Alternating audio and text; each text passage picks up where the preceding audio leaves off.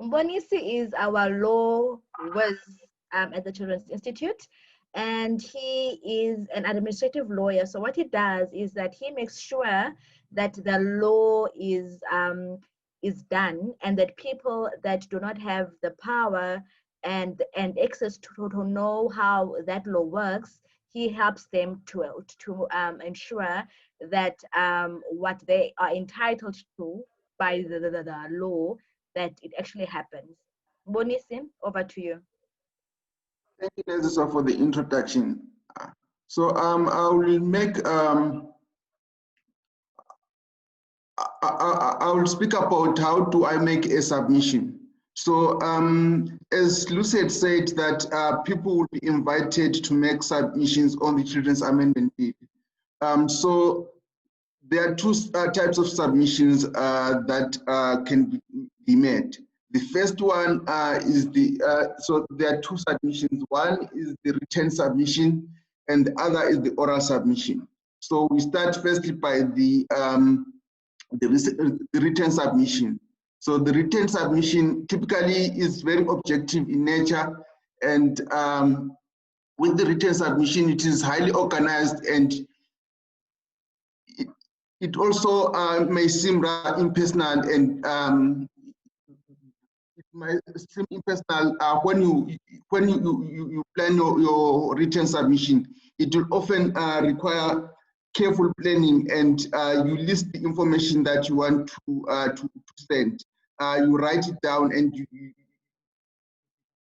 put it in a written form. So that's the first one. And then this written submission, in most instances, is set the scenes for the oral submission, because after the written submission, you can be given an opportunity to explain your written submission orally. So the oral submission, by its nature, is a very dynamic method of transferring the information between the individuals or the group. So rather than relying on the rigid rules of language, the oral presentation, you allow to connect with your audience. You use your everyday language. And oral submission can be very subjective in nature.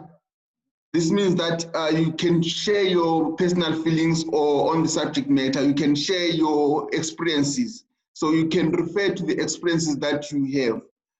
Another advantage about the oral submission is that it offers you the opportunity to clarify a point if you presented a point and you didn't come across clearly.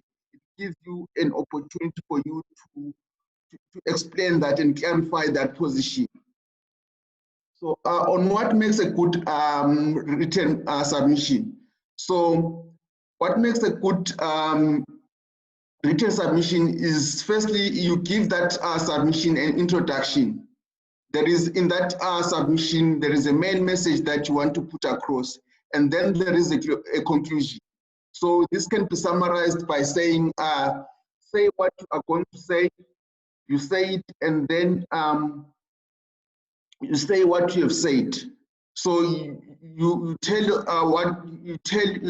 audience what you're going to say, and you say it, and you tell them what you have said. So your introduction needs to set the scene, and it gives an outline what you are going to cover in your submission. Another thing that you must think about is about using stories to get your message across. So this, remember, if you just say something, some people might be disinterested in what you're saying.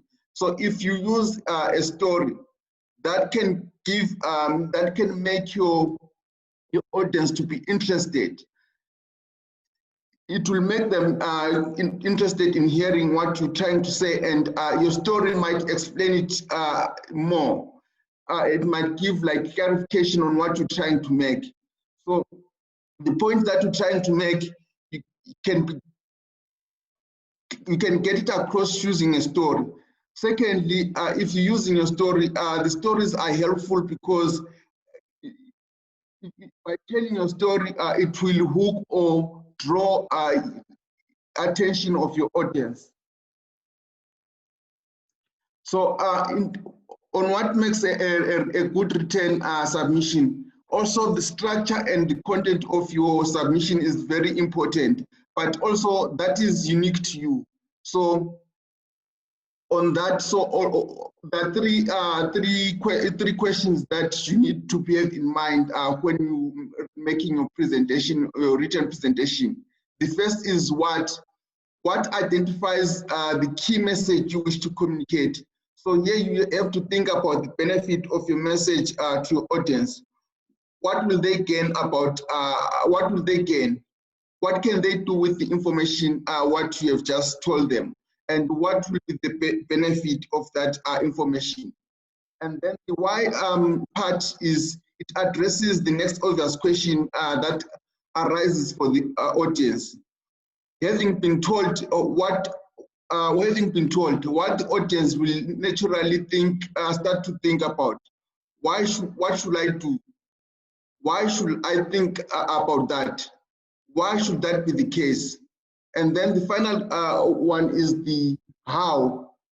So the how one is the final question that naturally arises in audience's mind.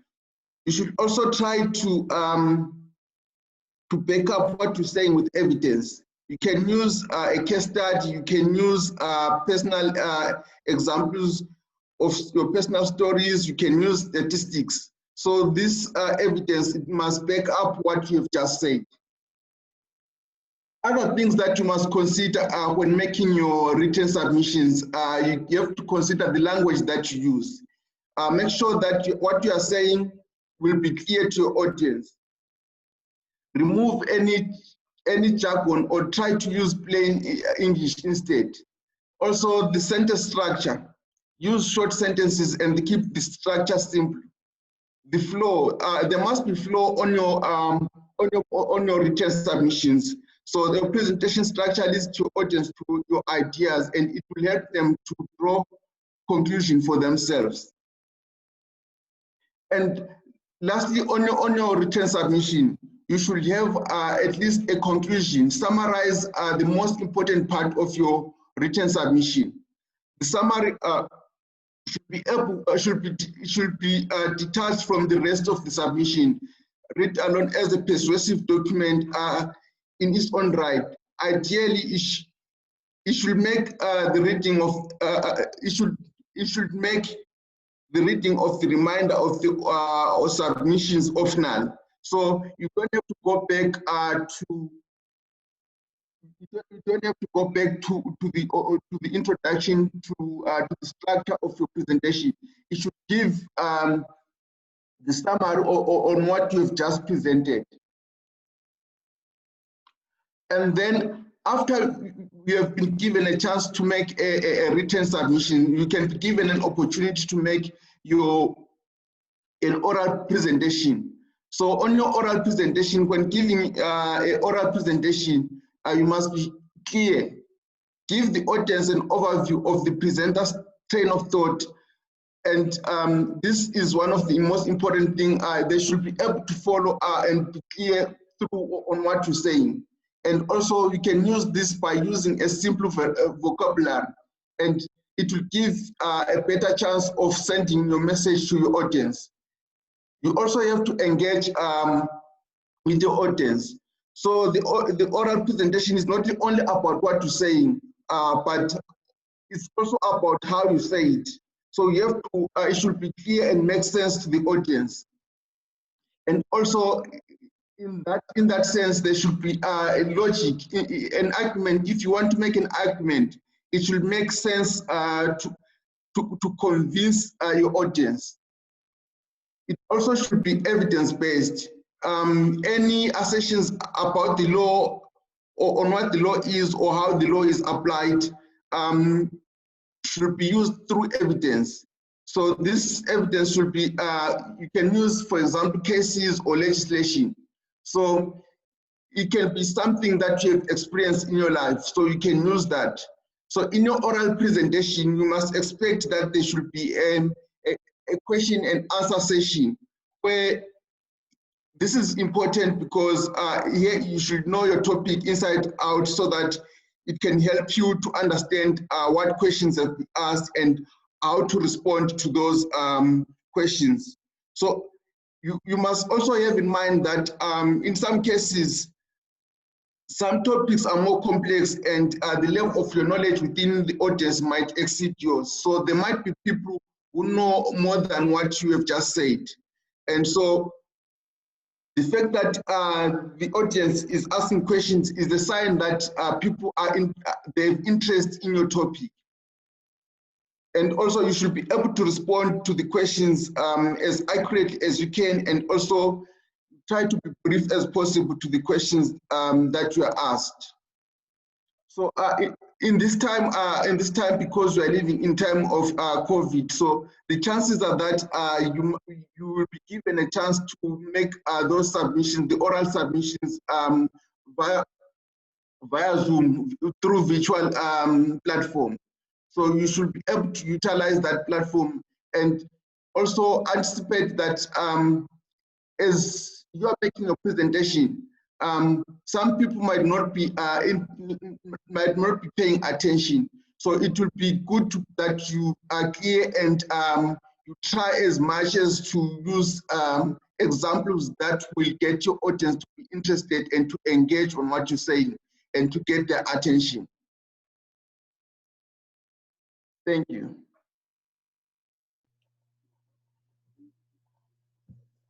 Thank you very much,